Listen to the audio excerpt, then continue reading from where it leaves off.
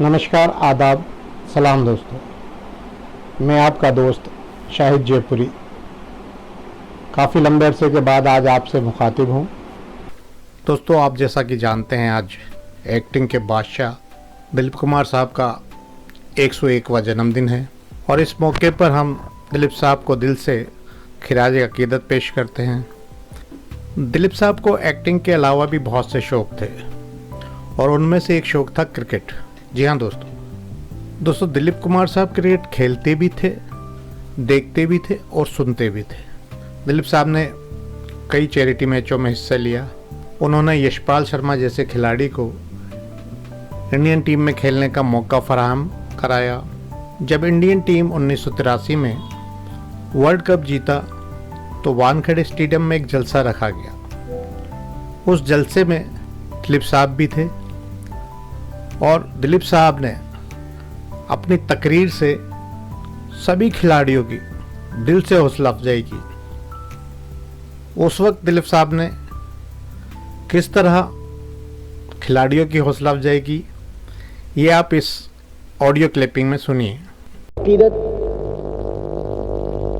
शफ़क़त और मोहब्बत के साथ अपने इन अजीज़ सूरमाओं को जो मेरे सामने बैठे हैं, जिन्हें मैं देख रहा हूँ, मुबारकबादी पेश करता हूँ उस कारनामे के लिए जो तवक्को से बईद कहीं ज़्यादा दरख्शंदा और ताबनाक और एक चमकता हुआ कारनामा है जो हमारी स्पोर्ट्स की तारीख़ में, जिसने हमारी स्पोर्ट्स की तारीख़ को एक वक़ार बख्शा है और एक इज़्ज़त दी है।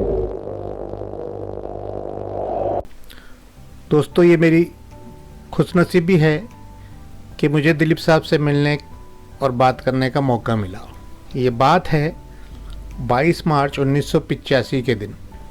दिलीप साहब जो थे वो जयपुर में, उनकी एक फ़िल्म थी कलिंगा की शूटिंग कर रहे थे और वो इस फिल्म के में एक्टिंग भी कर रहे थे और डायरेक्टर भी वही थे। मैं भी वहीं मौजूद था और किस्मत से सुबह से शाम तक मैं दिलीप साहब के साथ ही रहा। उस दिन इंडिया और पाकिस्तान का मैच शारजा में चल रहा था। दिलीप साहब एक आदमी था जो यूनिट में था, उससे बार बार स्कोर पूछते थे और वो दौड़ के आके दिलीप साहब को बताता था इतना स्कोर हो गया, इतने विकेट गिर गए। उस दिन इंडियन टीम ने 125 रन बनाए और वो आउट हो गई थी। उस दिन मैच का कड़ा मुकाबला हुआ। इंडिया ने जवाब में पाकिस्तान को सिर्फ 87 रन पर आउट कर मैच जीत लिया।